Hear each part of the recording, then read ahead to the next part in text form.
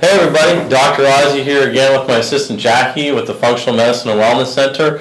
We're going into the example, I guess, of our first thing we talked about of basically understanding structural stress and how it plays into our health and wellness.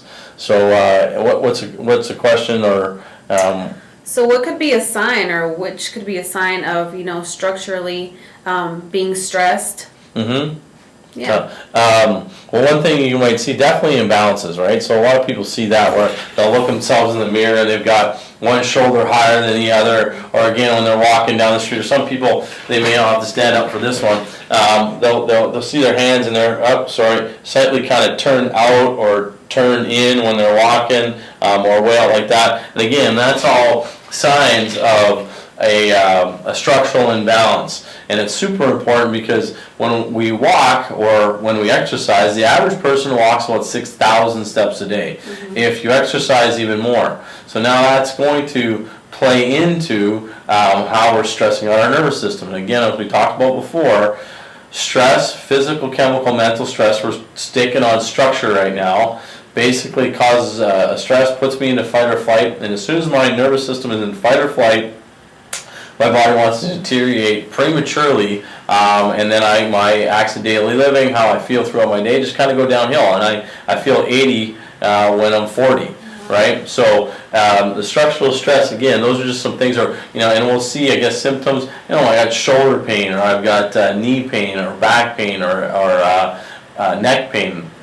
And those are, again, coming in from those structural imbalances. So when the muscles aren't firing at 100% equally and balanced, that changes the biomechanics, how that joint moves. Wherever that muscle is attached to, that particular joint, it changes the biomechanics of how it moves, which eventually causes inflammation, and eventually that can cause pain and stiffness and trigger points, and just not, having sore, achy muscles.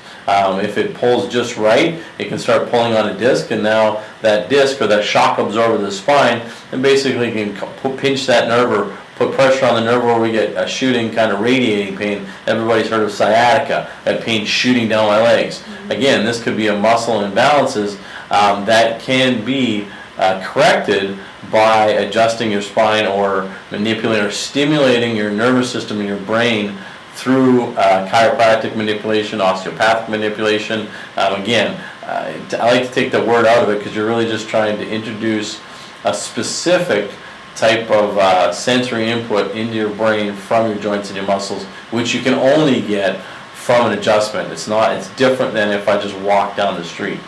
And again, if you have those imbalances, you're not going to be walking down the street, and instead of increasing a good habit, you're actually inputting a bad habit into your brain every time it goes. So any other questions there? No, that's it. I think that was a very good explanation, and that's some of the signs you want to look for as you're walking, hand movement. So if you see any of those signs and they don't look normal, or maybe they sound something like Dr. Ozzie explained, maybe you should get in and see, hey, if maybe getting adjusted is going to help you structurally. And I think that's it for today. Okay, thank you very much.